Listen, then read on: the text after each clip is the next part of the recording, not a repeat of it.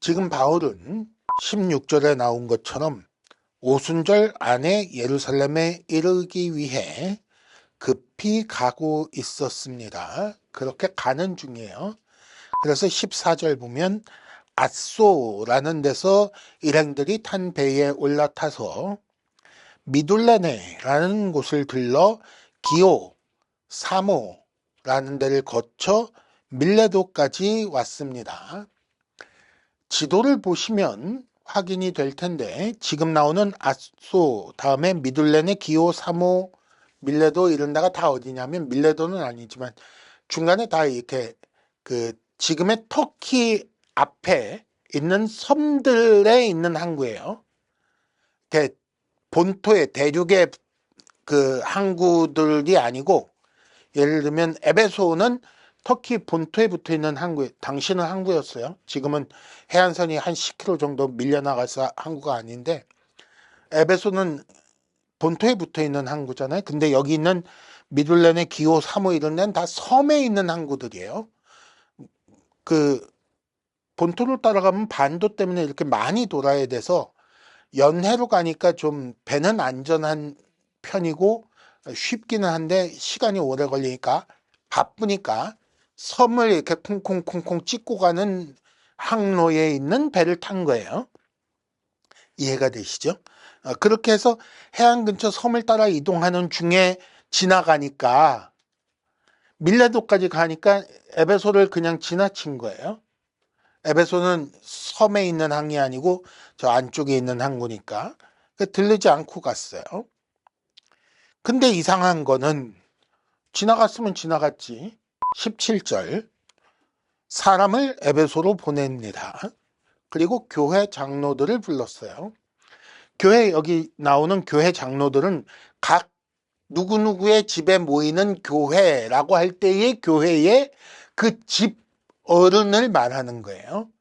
지금으로 말하면 각 교회의 담임 목사라고 생각하셔도 돼요. 지역교회 목사 정도 되는 사람들이에요. 근데 물론 그때는 이렇게 예배당이 따로 있고 한 교회 시스템이 아니니까 누구누구의 집에 모이는 교회라고 할 때 그 집의 최고의 어른이 여기서 말하는 교회 장로라는 말이에요.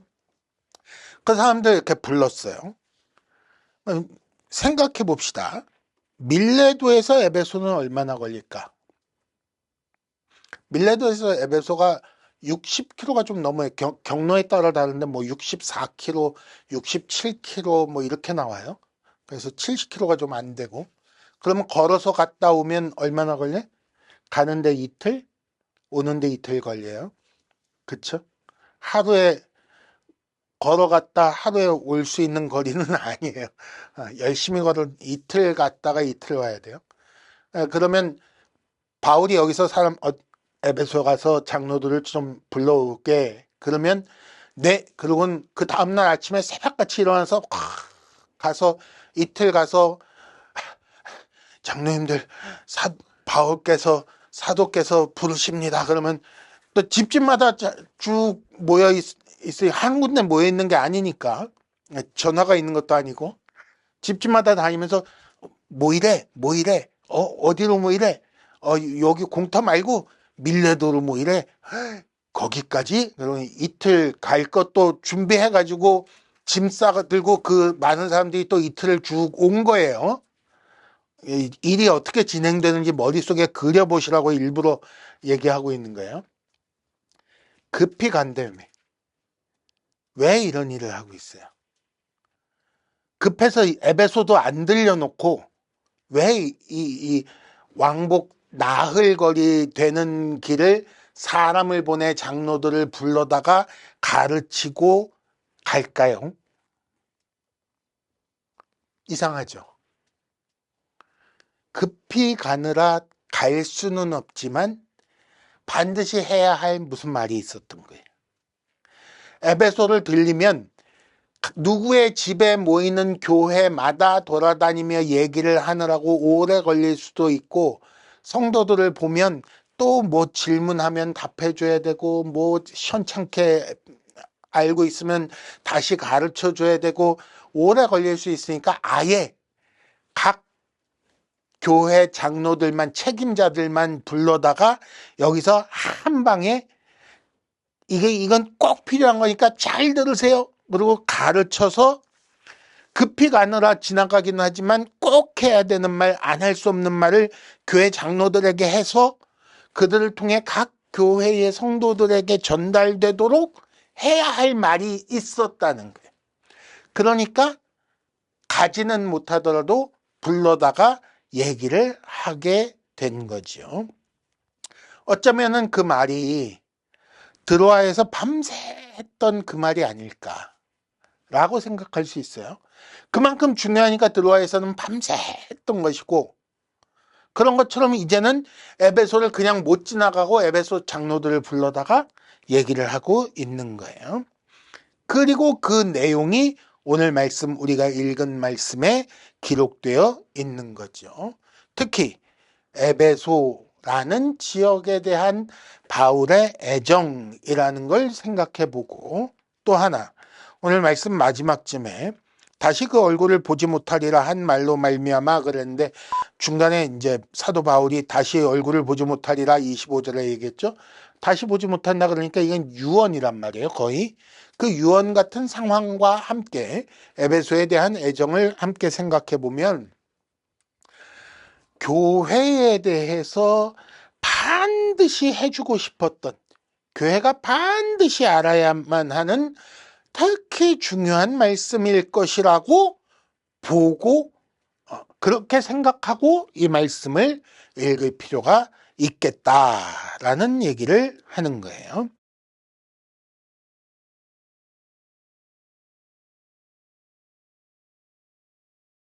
자, 시작하는 말부터 봅시다. 18절. 사도 바울이 말을 시작하는데 18절 뭐라고 시작해요? 내가 어떻게 했는지 다 아시지요? 라는 말로 시작해요. 그들에게 말하되 아시아에 들어온 첫날부터 지금까지 내가 항상 여러분 가운데서 어떻게 행하였는지를 여러분도 아는 바니, 이렇게 번역이 되어 있는데, 이렇게 다 걷어내고 보면 내가 어떻게 했는지 다들 아시죠? 라는 말이에요. 뭘 알고 있다는 얘기예요? 겸손과 눈물로 시험 중에도 참고 주를 섬긴 것이라고 나와 있어요. 여기 겸손은 사람이 사람을 대하여 이렇게 겸손하다라고 얘기하는 우리나라식 혹은 유교식 겸양지덕을 말하는 게 아니에요. 여기 말하는 겸손은 하나님 앞에 겸손, 그러니까 하나님 뜻에 대해 그리고 순종하는 그 자세를 말하는 거예요. 그렇게 겸손과 눈물로 시험 중에도 주를 열심히 섬겼습니다. 여러분 다 아시죠? 라는 말이에요. 그 내용이 구체적으로 20절, 유익한 것은 무엇이든 마지막에 전하여 가르쳤고, 21절, 그 내용이 하나님께 대한 회개, 주 예수 그리스도께 대한 믿음, 이렇게 구체적으로 말해지고 있어요. 무슨 얘기냐면 복음을 전파하는 일에 있어서 내가 조금도 양보 없이 열심히 가르쳤습니다라는 말을 하고 있는 거예요. 길에서도 사람 만나서도 혹은 집집마다 찾아가서 열심히 복음의 내용, 하나님의 말씀의 내용, 하나님께 왜 돌이켜야 되고 그 주 예수 그리스도를 왜 믿어야 되고 그런 일에 대해서 내가 여러분께 필요한 거라면 다 가르쳐 주려고 애썼습니다라는 말을 하고 있는 거예요. 바울이 왜 그랬어요? 바울에게 그런 일의 의미가 무엇인지 이어서 나옵니다. 22절. 이제 나는 예루살렘에 가는데 거기서 무슨 일을 당할지 모릅니다. 아마도 좋은 일은 아닌 것 같습니다. 왜 그렇게 생각하냐면 23절. 성령께서 내게 증언하시기를 결박과 환난이 나를 기다린다고 하셨습니다. 성령께서 그렇게 말씀하셨으면 도망가라는 얘기겠지. 왜 그런데도 불구하고 굳이 예루살렘 뿌득뿌득 가려고 그래. 24절. 내가 달려갈 길, 주 예수께 받은 사명, 즉 하나님의 은혜의 복음을 증언하는 일이 바로 그 사명인데, 내가 복음 전하고 말씀 가르치는 게 내 사명인데, 그걸 마치기 위해서라면 나는 목숨은 중요하지 않습니다. 그건 별로 귀한 일이 아닙니다. 나는 이게 더 귀합니다. 이게 더 중요합니다. 그래서 예루살렘을 갑니다. 라고 말하는 거예요. 예루살렘을 가는 게 하나님의 복음의 증언을 마치는 일이고 그 예루살렘에 가야만 그 은혜의 복음을 증언하는 일이 된다고 말하는 게 아니에요. 바울의 사명이 그거라는 거예요. 바울이 맡은 일, 주께서 바울에게 맡겨주신 일이 복음 전하는 일이고 말씀 가르치는 일이기 때문에 에베소에서도 그렇게 일을 했고 그래서 에베소에서 유익한 것은 무엇이든지 거리낌 없이 아낌없이 다 가르쳐 왔었고 고린도에서도 그래서 1년 반이나 있으면서 열심히 가르쳤던 것이고 그래서 고린도에 2번이나 편지도 보내고 그 다음에 또 찾아가서 또 만났던 것이고 급해도 만났던 것이고 그렇게 하는 중에 이제 나는 예루살렘도 가게 되었습니다. 예루살렘 가는 것도 그런 일 때문에 가는 것입니다. 그게 어디든 나는 내 생명 귀히 여기지 않고 계속 그렇게 일을 했었습니다 라고 말하는 거예요. 그런 걸 18절 여러분들도 다 아시죠? 내가 그렇게 일한 거 다 아시죠? 라고 말하고 있는 거예요. 그러면서 25절 지금까지 내가 여러분 가운데서 하나님의 나라를 전파했지만 이제 다시는 여러분들과 얼굴과 얼굴을 마주대하고 볼 일이 없을 것 같습니다. 여러분이 다 내 얼굴을 다시 보지 못할 줄 아노라 라고 돼 있어요. 그래도 그렇게 다시 보지 못하게 될지라도 이제 더 가르쳐주지 않는다고 할지라도 26절 모든 사람의 피에 대해서 내가 깨끗합니다. 모든 사람의 피에 대해서 깨끗합니다. 왜냐하면 27절 꺼리지 않고 다 전했습니다. 해야 할 말은 다 했고 여러분들이 알아야 될 것 중에 내가 가르쳐주지 않은 건 없습니다. 라고 말하고 있는 거예요. 피에 대해 깨끗하다는 말이 뭐냐면 에스겔서의 에스겔 33장에 이런 말씀이 있어요. 하나님께서 누구를 파수꾼으로 세웠는데 하나님께서 그 파수꾼에게 경고하라. 그래서 그 파수꾼이 가서 경고를 했는데 그 사람이 그러고 안 들어서 죽으면 파수꾼 잘못이 아니라는 거예요. 근데 그 파수꾼이 전하라 그랬는데 안 전해서 그 사람이 그냥 죄 가운데 죽으면 그 사람의 피를 하나님께서 파수꾼 손에서 찾겠다 그러는 거예요. 이 말씀이 배경이에요. 그래서 무슨 얘기를 하는 거냐면 하나님께서 전하라 그러는 건 하나도 남김없이 다 전했기 때문에 내가 누구한테 해야 할 말을 안 해서 그 사람이 복음을 몰라서 하나님의 말씀을 몰라서 죄를 짓고 지옥에 떨어지게끔 내가 그렇게 한 일은 없어. 내 탓은 하나도 없어 라는 얘기를 하고 있는 게 다 전했다는 게 다. 그래서 31절 3년이나 밤낮 쉬지 않고 눈물로 각 사람을 훈계하는 일을 통해 거리낌 없이 하나님의 뜻을 다 전했으니 나는 여러분들의 피에 대해 책임이 더 이상은 없습니다. 내가 손이 깨끗합니다. 할 수 있는 것, 해야 하는 것 다 했습니다. 내게 맡겨진 사명은 내가 책임진 것은 다 했습니다. 라고 말하는 거예요. 그게 뭔데? 복음 전파. 하나님의 말씀 가르치는 거. 하나도 남김없이 다 했습니다. 정말 열심히 했습니다. 여러분 잘 아시죠? 말로만 그렇게 하지 않았습니다. 삶으로도 하나님의 말씀을 내가 가르쳐 주는데 어떻게 했느냐? 33절. 은이나 금이나 의복을 탐하지 않았습니다. 34절. 나와 동행이 쓰는 것을 내가 열심히 일을 해서 충당했습니다. 우와, 정말 대단하구나. 영웅이구나. 사도 바울처럼 하는 게 맞구나. 아니, 사도 바울처럼 하는 게 맞지만 그렇게 모든 사람이 다 그렇게 하라는 얘기는 아니에요. 모든 사람이 다 각자 자기가 벌어서 사역하라는 얘기는 아니에요. 그 얘기는 아니고 그 얘기는 조금 더 있다 하겠지만 사도 바울은 어떻게 이렇게 자신 있게 말할 수 있을 만큼 할 수 있는 모든 일을 정말 열과 성을 다해서 목숨 아까운 줄 모르고 했을까요? 주께 받은 사명이 너무 귀해서 그게 더 중요하기 때문에 사도 바울에겐 그게 더 중요했던 거예요. 어떤 사람들은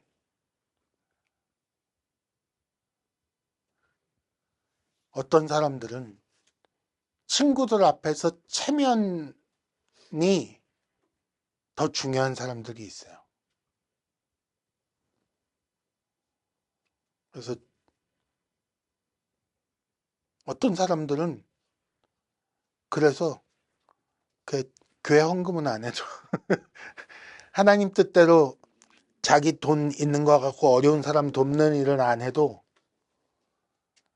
친구들 앞에서 체면이 중요해서 자기한테 어울리지 않는 큰 차, 이렇게 카푸어가 되는 한이 있어도 끌고 나가고 하는 사람들이 있어요. 뭐가 더 중요하냐의 문제죠. 그 사람들에겐 친구들 앞에서 체면이 더 중요한 거예요. 사도 바울은 어땠다? 하나님께 받은 사명이 더 중요한 거예요. 그러니까 이건 필요가 없는 거예요. 사도 바울은 이게 필요 없고 하나님께 받은 사명 때문에 어떻게든 할 수 있는 일을 다 하느라고 밤낮으로 눈물로 애써 가르쳤다는 거예요. 근데 그 사명이 뭐예요? 말씀 가르치는 일, 복음 전파. 그걸 그렇게 사는 삶을 다 지켜본 교회 장로들 앞에서 자신 있게 말하는 거예요. 여러분들 다 보셨죠? 다 아시죠? 네. 할 수밖에 없는 사람들 앞에서 자신 있게 얘기를 하는 거예요. 교회를 위해, 신자를 위해 내가 할 수 있는 것, 해야 할 것, 내 인생의 최우선 목표를 이루기 위해 나는 다 했습니다. 나는 이렇게 일했습니다. 라고 말한 거예요.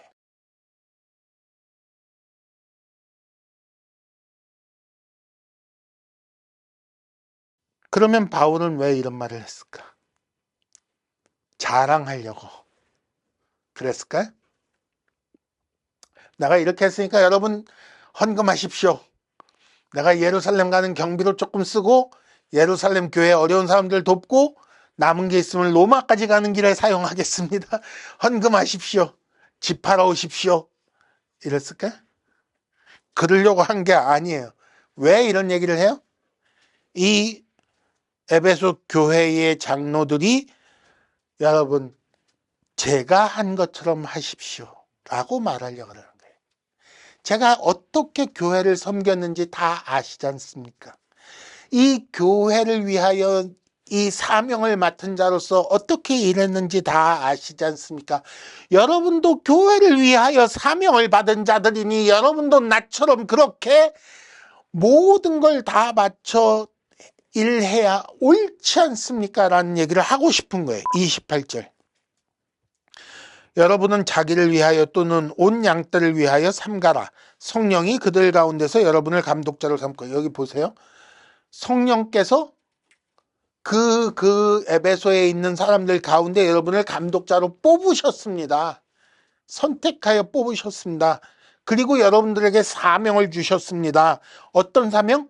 하나님이 자기 피로 사신 교회를 보살피는 사명을 주셨습니다. 라고 말하고 있는 거예요. 교회 장로들의 사명은 뭐라고요?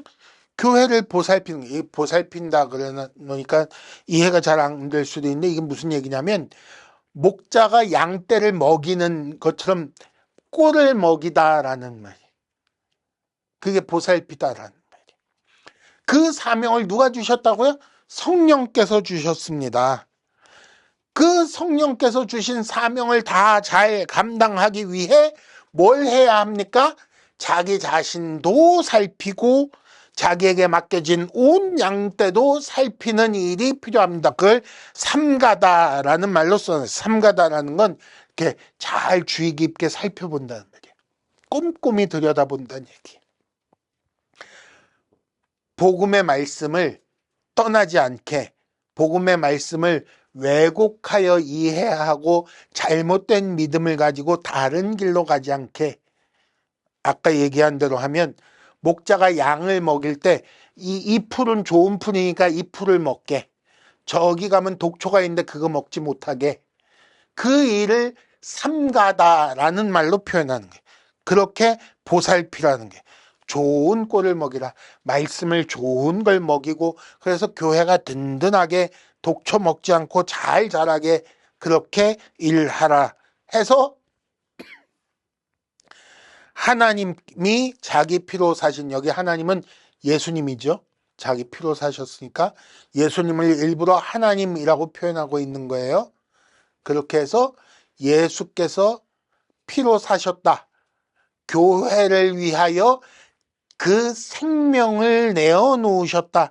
얼마나 귀한 값을 치루었는지 생각 좀 해봐라. 이 교회가 얼마나 소중한 것이면 하나님께서 자기 피를, 자기 생명을 내어놓으셨겠느냐.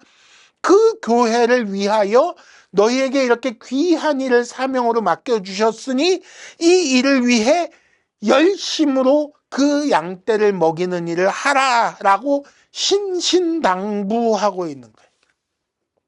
누구처럼 하라? 자기가 한 것처럼 하라. 밤낮으로 눈물로 그렇게 했던 것처럼 제발 좀 여러분 내가 한 것 다 아시죠? 그렇게 하세요. 라고 얘기하고 있는 거예요. 왜 그렇게 해야만 하는가? 풍파가 닥칠 것이기 때문에 그래요. 29절. 사나운 이리가 들어와서 양떼 아까운 줄 모르고 잡아먹을 것입니다. 뿐만 아니라 30절. 여러분 중에도 제자들을 끌어다가 자기를 따르게 하려고 어그러진 말을 하는 사람들이 있을 걸 내가 압니다. 공격이 양쪽에서 있어요. 바깥에서 들어오는 공격이 있고 내부의 적이 내부에서 안에서 벌써 뒤집어 놓고 어지럽게 하는 일이 있다는 거예요. 이게 교회 역사 내내 있었어요. 쭉 있었어요. 쭉. 한 번도 이런 일이 없었던 적은 없어요. 그래서 교회 밖에서 교회를 향하여 불신자들이 공격하는 일도 늘 있었고, 근데 오히려 교회는 이것 때문에 어려움을 겪은 적이 잘 없어요. 네로 황제가 기독교 탄압했다 그래서 교회가 어려워진 적이 없어요. 물론 어려움은 겪었어요. 순교도 하고 했는데 그때는 교회가 건강했어요. 교회는 그런 걸로 망하지 않아요. 교회는 뭘로 망하냐면 내적으로 복음의 진리에서 어긋나는 어그러진 말을 하여 자기 추종자를 만들려고 하는 사람들 때문에 교회가 어려움을 겪어요. 근데 그걸 얘기하는 거예요. 지금도 있죠? 가스라이팅 해가지고 성도들을 자기 사람 만들어서 자기를 떠받들게 하고 자기 양떼로 만들고 자기가 목자가 되어서 그 양떼를 통해 자기 배를 불리려고 하는 이리 같은 양의 탈을 쓴 그런 사람들이 있단 말이에요. 그 얘기를 하고 있는 거예요. 그런 일이 있을 것이니 어그러진 말로 복음을 왜곡하여 가르치고 그래놓고 자기를 따르는 사람들 만들고 실제로 성경이 뭐라고 하는지 그건 신경도 안 쓰는 사람들이 나타날 걸 내가 알기 때문에 지금 이걸 얘기하는 겁니다. 여러분 31절. 내가 밤낮 눈물로 훈계하던 그 자세, 그 태도를 기억할 뿐만 아니라 그때 그렇게 강조하여 말하던 그 내용도 제발 기억하십시오. 그리고 그 말씀을 바탕으로 양떼만 살피지 말고 자기 자신도 좀 살피십시오. 여러분은 자기를 위하여 삼가라. 그러니까 그 얘기예요. 자기를 위하여 또 온 양떼를 위하여 삼가라가 자기를 위하여가 그 얘기예요. 그 좀 살펴보십시오. 그렇게 하고 말로만 하지 말고 내가 그렇게 했던 것처럼 내가 은이나 금이나 의복을 탐내지 않았던 것처럼 여러분도 삶으로 35절 모본을 보여준 바와 같이 여러분도 수고하여 약한 사람들을 도우십시오. 그렇게 하기 위해 뭘 기억하십시오? 주의 말씀을 기억하십시오. 주는 것이 받는 것보다 복이 있다라는 주의 말씀을 기억하시고 제발 받으려고 하지 말고 주는 일을 신경 쓰십시오. 주는 것이 복 있는 줄 알고 자꾸 주려고 애를 쓰십시오. 줄 수 있는 것, 자기가 가지고 있는 것, 그걸 주는 일에 신경을 쓰시고, 뭐 받으면 좋긴 하지만 누가 주면 덥석덥석 받는 것도 일이에요. 그것도 좋은 일이에요. 근데 그렇다 그래서 나 못 받았으니까 안 줄 거야, 그러지 말라는 거예요. 받는 것도 좋은 일인데 주는 게 더 좋은 일이니까, 그게 더 복 있는 거니까 받는 거는 신경 쓰지 말고 주는 일에 신경 쓰십시오 라고 가르치고 있는 거예요. 자기가 한 것처럼 하라는 거예요. 이게 바울이 교회 장로들을 향하여 자기처럼 교회를 보살펴 달라고 당부한 내용들인 거예요.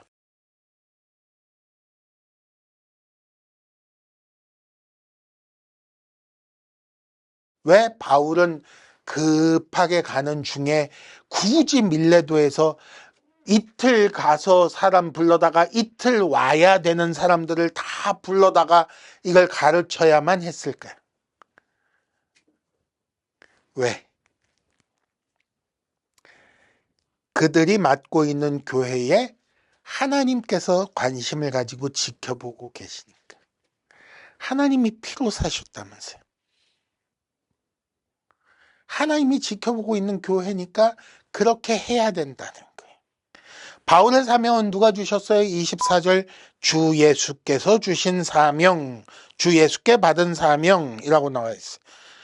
복음의 출처는 어디예요? 하나님, 하나님의 은혜의 복음 그랬잖아요.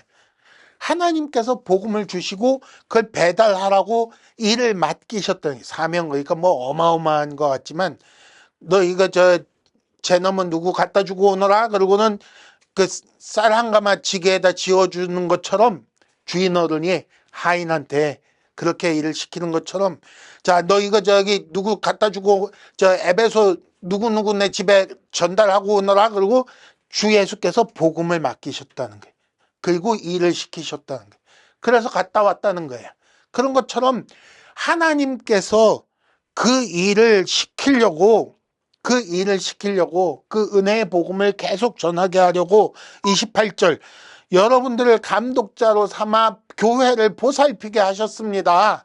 여러분들이 교회를 계속, 감독이라는 게 하라는 얘기가 아니고 하나하나 살피면서, 아이고 저기는 말씀이 1권은 잘 들어갔는데 2권이 아직 덜 들어갔네, 그러면 그거 설명해 주러 가야 된다는, 그 일을 하라고, 그 사람들이 말씀대로의 삶이 나타나는지 잘 살펴 그렇게 살도록 하라고 여러분들을 성령께서 일부러 감독자로 뽑아 세웠습니다. 여러분들에게 그 일을 맡기셨습니다. 바울처럼 양떼를 먹일 자를 누가 세우셨다? 성령께서 세우셨다. 하나님께서 주신 은혜의 복음을 그리스도께서 일을 맡기시는데, 그 일을 맡기기 위해 감독자를 성령께서 뽑으시는 거예요. 성부와 성자와 성령께서 다 이 일에 친히 나서신 거예요. 그러니까 하나님께서 맡기신 일이고 하나님의 복음을 먹이는 일이니 얼마나 귀한 일이냐. 그럼 누구한테 이 일을 맡기셨다고요? 지금으로 치면 교회 목사에게 이 일을 맡기셨다. 교회 안에서 목사를 향하여 1순위로 바라야 할 것이 무엇이다? 잘생김, 매너, 오태? 아니고 말씀. 그게 목사를 세운 이유라는 거예요. 그렇게 해야 된다. 근데 그걸 말로만 하는 게 아니라 삶으로도 보이기 위해서 수고하여 약한 사람들을 도와야만 한다는 거예요. 그걸 모든 목사들이 바울처럼 자비량으로 선교하라는 얘기가 아니고, 목사의 생활은 교회가 책임지는 게 성경적입니다. 이 곡식 떠는 소의 입에 이거 씌우지 말라고 분명히 돼 있어요, 성경에. 그러니까 목사의 생활을 교회가 책임지는 건 성경적이지만, 그러나 목사 입장에선 어떤 식으로 어떤 생각을 가지고 어떤 자세로 일해야 한다? 목사는 바울이 그랬던 것처럼 은이나 금이나, 여기서 은금은 지금 은금이 아니고 돈이란 말이에요. 은이란 말은 이꼬르 돈이에요. 은이나 금이나 탐하지 말고 오히려 약한 사람을 돕는 본을 보여주는 자가 되어야 합니다라는 거예요. 목사가 돈을 탐하면 그 목사에게 보고 듣고 배우는 모든 성도가 다 돈을 탐하여 하나님 뜻대로 살기는 글러버리니까, 그러니까 그걸 목사가 보여줘야 된다라는, 그게 말씀을 전하는 목사의 자세고 그렇게 하도록 주께서 세우셨습니다라는 얘기예요. 그래서 32절, 내가 여러분을 주와 그 은혜의 말씀에 부탁합니다. 왜요? 그 말씀이 여러분을 능히 든든히 세울 것이기 때문입니다. 그럼 목사는 어떻게 해야 돼요? 하나님의 말씀이 목사를 든든히 세워 그 목사가 말씀을 가지고 교회를 위하여, 교회를 양떼를 먹이는 일을 잘하여 그 온 교회가 말씀에 든든히 세워지도록 하는 일을 주께서 하시고, 그걸 여러분들을 주께 맡긴다 그랬으니 주께서 목사를 위하여 주시는 가장 큰 복은 무엇이다? 말씀 주시는 게 말씀, 목사가 말씀을 똑바로 깨닫고 똑바로 전하게끔 하는 일을 주께서 주시는 복인 거예요. 이게 주께서 교회를 위해 일하시는 방법이에요. 정리해보면 이런 거예요.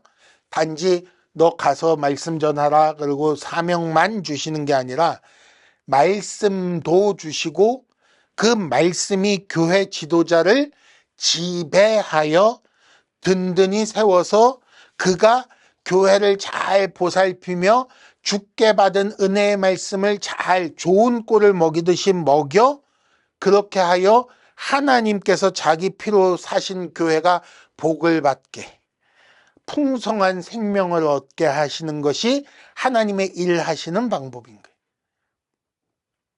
그럼 이 사이에서, 목사와 성도 사이에서, 교회 안에서 주고받을 때 뭐가 왔다 갔다 해야 된다?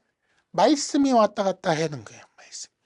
교회를 위해 그러므로 여러분들이 가장 신경 써야 될 건 무엇이다?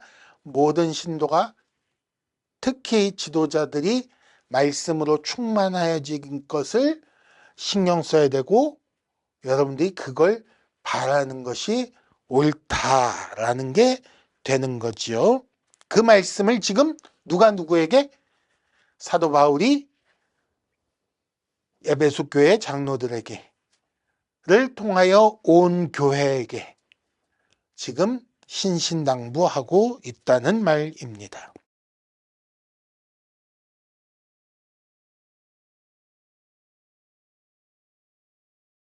얼마 전까지 있던 말인데, 예배당 건물이 전도한다는 말이 있었어요. 교회를 향해서 우리가 바라야 할 것이 무엇입니까? 정말 훌륭한 건물,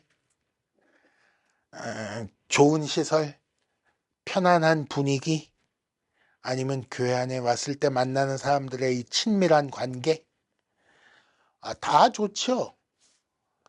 그런데 그것 때문에 교회가 되는 게 아니에요.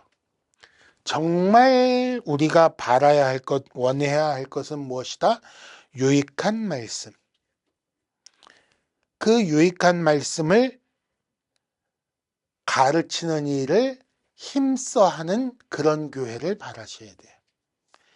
하나님께 돌이켜 주 예수에 대한 믿음을 가지고 살아가는 사람들이 되도록 말씀을 잘 가르치고 증언하는 그런 교회를 원해야 된다는 거예요. 왜? 왜냐하면 처음부터 교회를 말씀이 세웠기 때문에 그래요. 교회를 사람이 세운 게 아니에요. 교회를 말씀이 세웠어요. 신자는 말씀이 만들어냈어요. 그러니까 교회는 최우선적으로 무엇을 지향해야 한다? 지양 아니고 지향해야 된다? 말씀을 지향하는 거예요. 바른 말씀이 가르쳐지고 배울 수 있는 그런 교회를 지향해야 하는 거예요. 바른 말씀이 주의 은혜의 말씀이 복음이 주어지고 받아지는 그런 교회를 꿈꾸어야 된다. 그런 교회가 되도록 온 교회의 성도들이 다 같이 그 한 가지에 헌신하는 거예요. 그 한 가지에 헌신. 지금도 교회 밖에서 교회를 공격하는 이리들이 있습니다. 그렇죠? 언제나 있어요. 언제나 있어요. 특히 어떤 형태로 많이 나타나냐면 첫째로 나타나는 게 국가 권력으로 나타나요. 지금 국가 권력이 교회를 공격하고 있습니다라는 정치적인 얘기를 하고 싶어 하는 게 아니에요. 이건 요한계시록을 해석한 거예요. 요한계시록에 보면 교회를 공격하는 대표적인 세력 하나가 정치 권력이에요.